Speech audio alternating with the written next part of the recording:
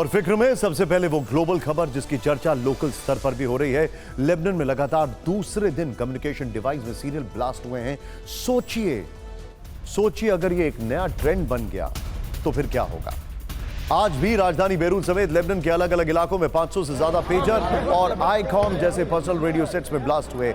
इन धमाकों में कई लोगों के घायल होने की खबर है। हिजबुल्लाह के लड़ाके पेजर के साथ कम्युनिकेशन के लिए आईकॉम रेडियो डिवाइस का इस्तेमाल करते हैं, जिसकी तस्वीर आपकी टीवी स्क्रीन पर हम आपको दिखा रहे हैं। आज के हमलों में अब तक 6 लोगों के मारे जाने की खबर सामने आ रही है। लेबनान में बड़ी खबर मैं आपको बता रहा हूं। लेबनान में आज मोबाइल में धमाके हुए हैं। सोलर पैनल, बायोमेट्रिक्स में भी हो रहे हैं धमाके। सड़कों पर चल रही कारों में फट रहे हैं रेडियो सेट्स। घरों में इलेक्ट्रॉनिक उपकरण में धमाके हो रहे हैं। आज हुए सीरियल ब्लास्ट में अब तक 6 की मौत है, लेकिन आज के जो धमाके हैं वो बहुत ज्यादा पेनिट्रेटिव हैं। आज के धमाके सारी थ्योरीज जो पेजर को लेकर थी उनको फेल कर रही हैं। यानी ऐसा लग रहा है कि डिजिटली पूरे लेबनान को, ये देखिए तस्वीरें, डिजिटली पूरे लेबनान को हैक कर लिया इजराइल ने और उनके जो डिवाइसेस हैं उनको बम में तब्दील कर दिया गया। ये देखिए, ये इस वक्त की हैरान करने वाली खबर। इस सब के बीच में एक और बड़ी खबर आपको बता रहा हूं। लेबनान में पिछले कुछ घंटों में रिहायशी इमारतें, वो उनमें कई धमाकों की खबरें आ रही और उसके बाद आग लग गई है, यह भी रिपोर्ट किया जा रहा है। खबर है कि वायरलेस कम्युनिकेशन डिवाइस में धमाकों के बाद यह आग लगी है। सड़कों पर चलती गाड़ियों में भी कम्युनिकेशन डिवाइस में धमाके हुए हैं। लेबनान से जलती बिल्डिंग और गाड़ियों के वीडियो सामने आए हैं। धमाकों के बाद अफरा तफरी मच गई है। हिजबुल्लाह ने सभी इलेक्ट्रॉनिक उपकरण बंद करने को कहा है। सिर्फ लैंडलाइन और मोटरसाइकिल कुरियर पर निर्भर रहने के आदेश दिए गए।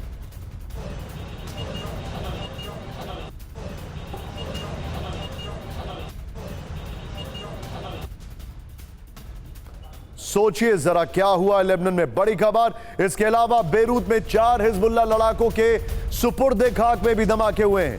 साथ ही सांसद अली अम्मार के बेटे के फ्यूनरल में भी धमाका हुआ है। धमाकों के बाद बेरूत के शमशान में भगदड़ मच गई है।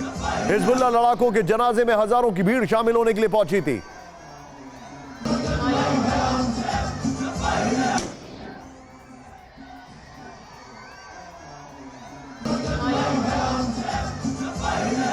के बाद दर्जनों एम्बुलेंस घटनास्थल पर रवाना कर दी गई हैं। यह इस वक्त की बड़ी खबर हम आपको बता रहे हैं।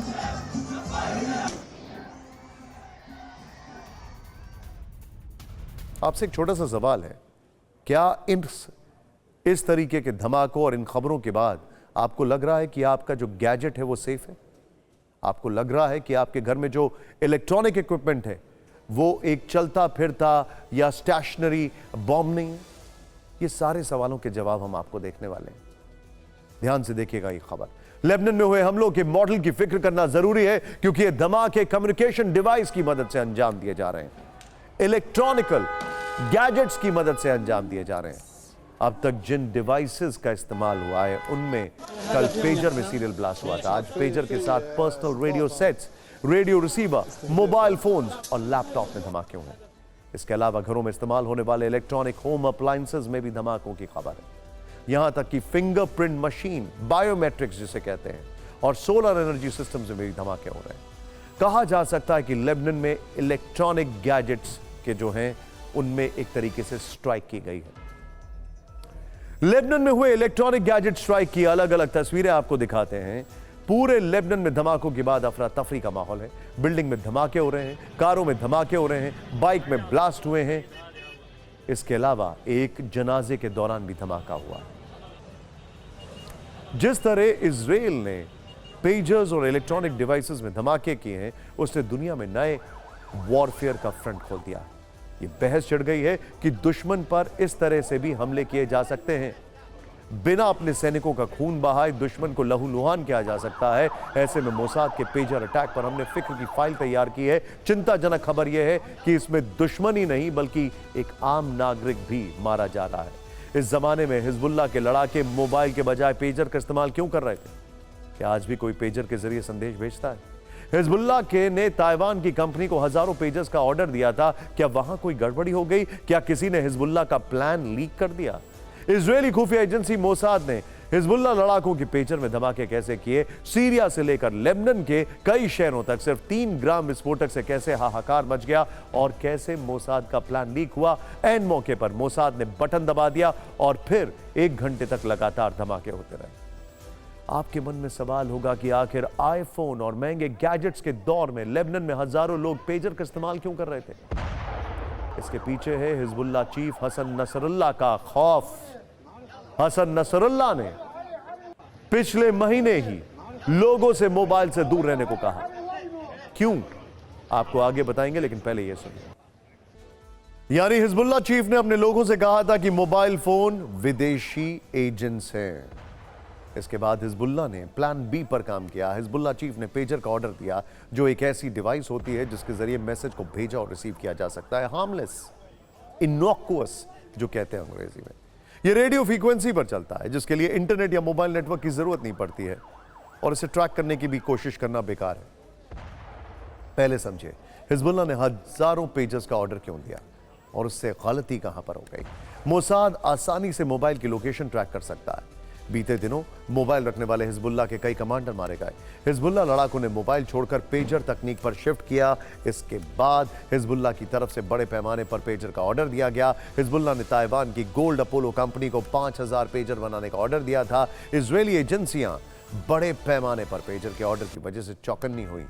डिलीवरी से पहले ही मोसाद ने पेजर के अंदर छेड़छाड़ करके उसमें 3 ग्राम से लेकर 15 ग्राम तक विस्फोटक प्लान कर दिए थे।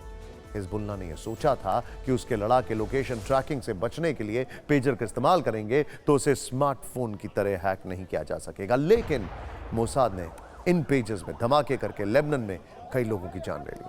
हालांकि इसमें एक ट्विस्ट यह भी है कि लेबनान में धमाकों से ठीक पहले हिजबुल्लाह को बड़े हमले की भनक लग गई थी। एक्सियोस एक पब्लिकेशन, उसके मुताबिक धमाकों से ठीक पहले आखिरी वक्त में क्या हुआ, इस पर हमने जो रिपोर्ट तैयार की है उसे देखकर आप अंदाजा लगा पाएंगे कि मोसाद का बड़ा प्लान क्या है।